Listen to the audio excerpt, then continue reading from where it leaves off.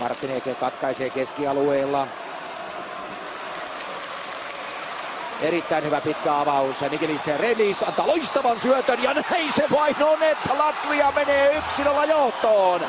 Lauris Dartsins ensimmäinen kunnon hyökkäys tulee Latvialle ja eipä siellä Paveletsillä ole ollut torjuntatöitä yhtään ja näin kummallista tämä peli joskus on. 9:04 on pelattu ja Lauris Dartsins napauttaa Latvian johtoon. Migelis Redlis antaa loistavan syötön ja Dartsins.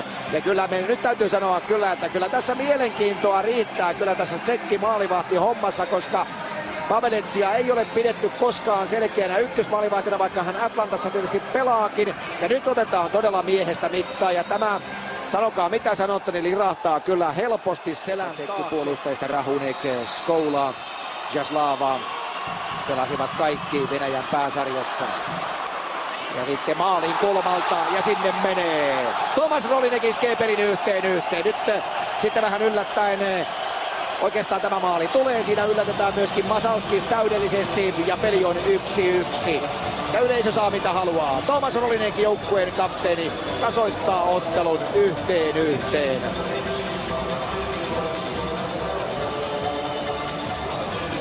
17:47 ensimmäistä erää pelattu. Ja maali syntyy nyt tällä kertaa sitten vähän kuin puoli vahingossa. Voracek tuo kiekon hyvin hyökkäysalueelle. Siinä on Rolinek ensin paikalla ja sitten pyöräyttää siitä. Tällä kertaa sitten vuorostaan Masalskis yllätetään helpon näköisesti. Hän on siinä jo polvillaan ja kun nousee ylös ja saman tien maila on siellä vielä ilmassa, niin sieltä se lirahtaa jalkojen välistä. Ja Tomas Rolinek maalintekijänä 1-1 ajassa 17:47 jatkuu ja Masalskis koko ajan torjuntatöissä ja hyviä torjuntoja sinne mahtuu paljon. Mutta sitten tulee taas tällainen vastahyökkäys yhtäkkiä. Oi herranen aika sentään. Robert Bugats pistää pelin 2-1 Armas Bersinsin nappisyötöstä. Eli ensin taas täydellinen minuutti, rehlu minuutti toisessa päässä. Ja sitten Robert Bugats ajassa 21-21 2-1.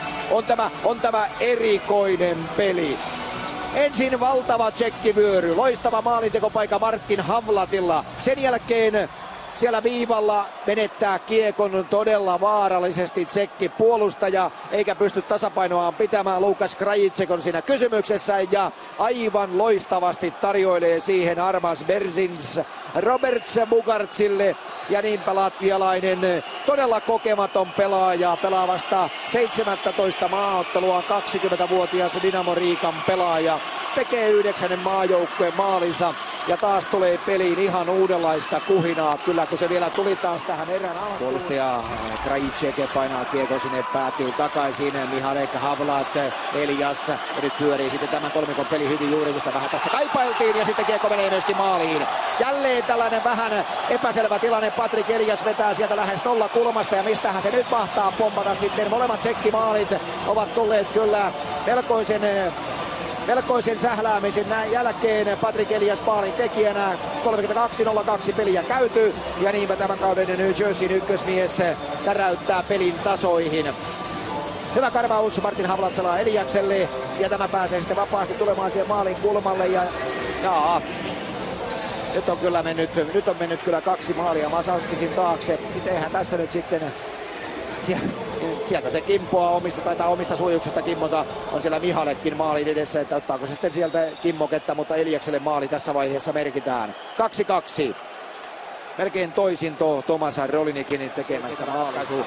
Paikka ollut sellainen, että sitä olisi järkevää veto löytynyt, vaan hän koitti sitä huonosta kulmasta sitä vetoa jatkaa. Sitten Migelis Redlis menettää pahasti kiekon. Patrik Elias iskee vastaan, mutta puolustajat ovat paikallaan. Sitten Martin Havlat ja tulinen komea veto. Nyt Havlat näyttää, miksi hän on tänä vuonna ollut Minnesotan ykkösmies. Todella tuima veto aivan maalin kattoon ja siitä tulee Tsekille ensimmäistä kertaa ottelussa johtomaali ja nyt se lähtee sitten vuorostaan Migelis Redlisin pahasta hyökkäys siniviiva virheestä. Vaikka siitä ei ylivoimahyökkäystä tullutkaan, niin siitä tuli vaarallinen vastahyökkäys ja Martin Havlat 41-15 peli 3-2. Tässä se näkyy kuinka Redlis jättää sieltä jalkojensa välistä kiekon suoraan Havlatille.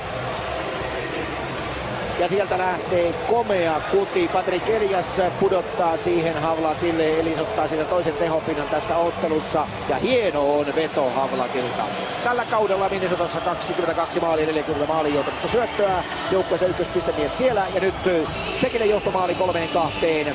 Ja rangaistukset jatkuvat vielä 45 sekuntia kummallakin joukkueella. Ja nyt sitten myös lisää pelaajia. Muutama tulee. Sitten pääsee Cervenka karkuun. Ja tässäkö tulee ratkaisu? Kyllä tulee! Siitä iskee Roman Cervenka 4-2 ja Latvian kannalta todella harmillista, että se päättyy tällaiseen täydelliseen munaukseen. Roman Cervenka loistavasti spurttaa harhasyötön seurauksena tai kiekon menetyksen seurauksena karkuun. Ja nyt peli on selvä 4-2. Tästä ei Latvia enää nouse. Ottaa se sitten maalivahdin pois tai ei. Näyttävä suoritus yhdeltä tämän kauden Venäjän liigan parhaalta pelaajalta Roman Cervenkalta. Aloituksen jälkeen hirmuista hutilointia siinä. Puolustaja Grizianis Redlisiltä. Hän sen kiekon siellä menettää, pyyhkäisee siitä noin ja Cervenka kiittää, kumartaa ja pamauttaa ohi Edgars Masalskisin. Huippumaalintekijän maali syntyy tällä tavalla, siinä ei veivata eikä kierrellä, vaan napautetaan kiekko häkkiin. Peli on 4-2.